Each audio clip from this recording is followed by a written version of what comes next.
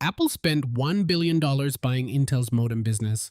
That was 6 years ago. And the iPhone you buy this fall in America still won't use it. The iPhone 18 Pro is going to run two completely different chips depending on where in the world you live. And that's not even the most interesting part of this story. There's something buried in the battery numbers that just leaked. And every outlet I've read has missed what it actually means for the person deciding between this and an Android flagship. We'll get there, but first, let me show you what Apple is actually building, because the picture is more complicated than the headlines suggest. So here's what today actually brought us. A 630 gigabyte data leak from Tata Electronics, an Indian Apple supplier, has been spilling iPhone 18 Pro details for days now, and two of the biggest pieces dropped today. First, the modem story, the one that reveals a split that Apple almost certainly did not want us to know about yet. Second, the battery numbers, which are either the most exciting thing Apple has done in years or just a number on a spec sheet that doesn't tell the full story. I've been tracking every leak out of this Tata dump since it started, and the picture those two stories form together, and that's what nobody else has connected.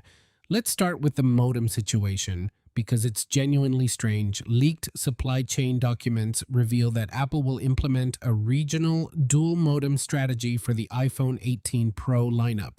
Two versions of the same phone, two completely different cellular chips inside. For the US variant of the iPhone 18 Pro, which features 5G mmWave compatibility, Apple plans to use Qualcomm modem hardware. For the iPhone 18 models sold elsewhere, documentation suggests these configurations will use Apple's proprietary C2 modem. And the reason this is happening is actually pretty straightforward, even if the execution is anything but. Apple's current in-house modems, the C1 and the C1X, do not support 5G millimeter wave. And until Apple develops a modem compatible with millimeter wave, it looks like the company will offer millimeter wave support to iPhone 18 Pro users by using Qualcomm hardware. Now, here's what makes this worth pausing on. Apple's push for its own modem began in earnest with the 2019 acquisition of Intel's smartphone modem business for $1 billion. $1 billion.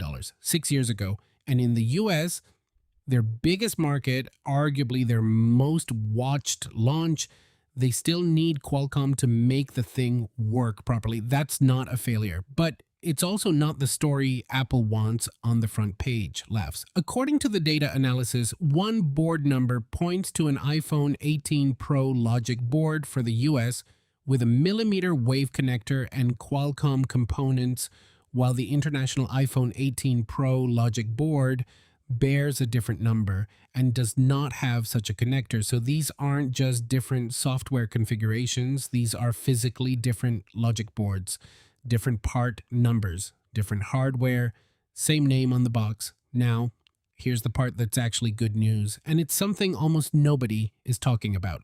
In iOS 26.3, Apple added a limit-precise location setting that cuts down on the amount of location data available to mobile networks.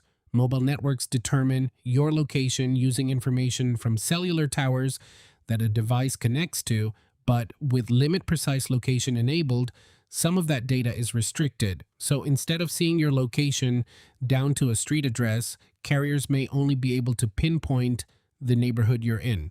The problem is that this feature is currently only available on devices with an Apple-designed C1 or C1X modem, which means iPhone 17 Pro users on Qualcomm don't have it. And this split means US iPhone 18 Pro users probably won't have it either. If you care about that, and you probably should, that's a real cost of this modem decision. Okay, the battery numbers. We've already heard the iPhone 18 Pro Max is set to have the biggest battery ever seen in a non-folding iPhone.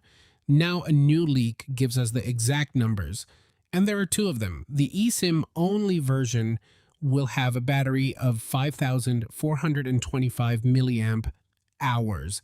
The physical SIM version will have 5,235 milliamp hours. Let me put those in context. The iPhone 17 Pro Max with a physical SIM slot has a 4,823 milliamp hour battery, while the eSIM only version has 5,088 milliamp hours. So we're looking at an increase of 412 milliamp hours for the model with a physical SIM. 412 milliamp hours more. That's not a rounding error. That's a real jump. And then there's the Samsung comparison, which I'll be honest, I did not think we'd be making in Apple's favor anytime soon. iPhones were never known for their battery sizes. But if this pans out, the iPhone 18 Pro Max will have a bigger battery than the Samsung Galaxy S26 Ultra's 5,000 milliamp hour cell. It's Apple beating Samsung on raw milliamp hours in 2026. I've been doing this long enough to know that sentence would have sounded completely made up 3 years ago. Okay, and everything I just told you about the modem and the battery, that's actually the setup. What's coming next is the part where these two stories connect, and it changes how you should think about buying this phone entirely. Here's what's wild about both of these leaks. The modem story makes the US version sound worse. The battery story makes it sound better. But neither number tells you what you actually need to know, which is what the experience will feel like. And that's where the A20 Pro chip becomes the most important part of this whole conversation. Modest gains in battery capacity aren't necessarily indicative of a modest battery life improvement.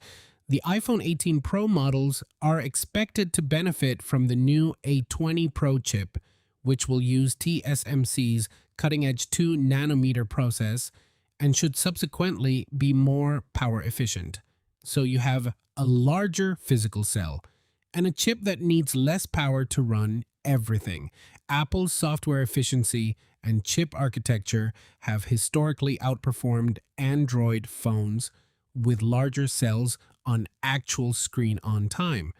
A 5,235 milliamp hour iPhone 18 Pro Max running a 20 Pro Silicon could be a genuinely remarkable endurance device, or it could simply match what the 4,823 milliamp hour iPhone 17 Pro Max already delivered. That last sentence, that's the honest answer, and nobody really knows yet. We won't until we run the real-world test. But here's what I will say, and this is the take most people aren't making. The combination of a larger battery and a more efficient chip is not just about running longer. It's about running longer under a heavier AI workload, because Apple Intelligence is getting more powerful every release, and every feature that runs on device is drawing on that battery. The question isn't, is 5,235 milliamp hours impressive? The question is it enough for what the A20 Pro is going to be asked to do? I think the answer is yes. But it's a tighter margin than the headline number suggests, right? Time to close the loop from the top. I said every outlet had missed something in the battery story. Here it is. The iPhone 18 Pro is said to weigh around 210 grams, while the iPhone 18 Pro Max could come in at approximately 242 grams. For comparison, the iPhone 17 Pro weighs around 204 grams, while the 17 Pro Max tips the scale at 233 grams. The added weight is claimed to come from a combination of a larger vapor chamber cooling system, bigger batteries, and a larger camera module. Heavier phone, bigger camera module, more vapor chamber. Why does that matter? Rumors from October 2025, February 2026, and April 2026 claim the iPhone 18 Pro will get a rear camera with a variable aperture. Variable aperture means the lens physically opens and closes like a real camera, like a DSLR.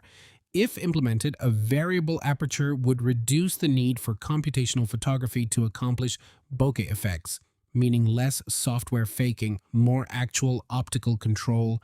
And findings suggest the iPhone 18 Pro will use the Sony IMX905, a new custom-made image sensor, new sensor, variable aperture, bigger camera module. extra cooling to handle it, and the battery is bigger partly because the camera system demands more. That's the connection nobody made. So, where does all of this land? The iPhone 18 Pro is shaping up to be a genuinely interesting phone, not just an incremental one. The modem situation is messy, but it's honest. Apple's in-house modem design cannot safely handle the complex millimeter wave bands quite yet. So Apple was forced to use a dual vendor safety net to protect network performance for its domestic user base. That's a real engineering constraint, not laziness, not greed. Engineering, the battery numbers are real, assuming the leaks hold. These rumored capacities represent significant 6.6 to 8.5% increases over the iPhone 17 Pro Max and would exceed Samsung Galaxy S26 Ultra's expected 5,000 milliamp hour battery. But the story's bigger than battery size. It's the combination of that cell, the A20 Pro at 2 nanometers, and a camera system that's doing more optically than any iPhone before it. That's what this phone is. The caveat, these are still leaks. The phone isn't in anyone's hands yet. I'll give you the real verdict in September with actual numbers, actual tests, actual hours on a charge. Now, here's the question I genuinely want your answer on. The US version of the iPhone 18 Pro will have Qualcomm's mmWave modem, meaning faster peak 5G speeds in select cities. The international version will have Apple's SeedCoop, meaning the privacy location feature, tighter integration, potentially better efficiency. If you could choose which version you got, regardless of where you live, which one are you picking and why? Drop it below.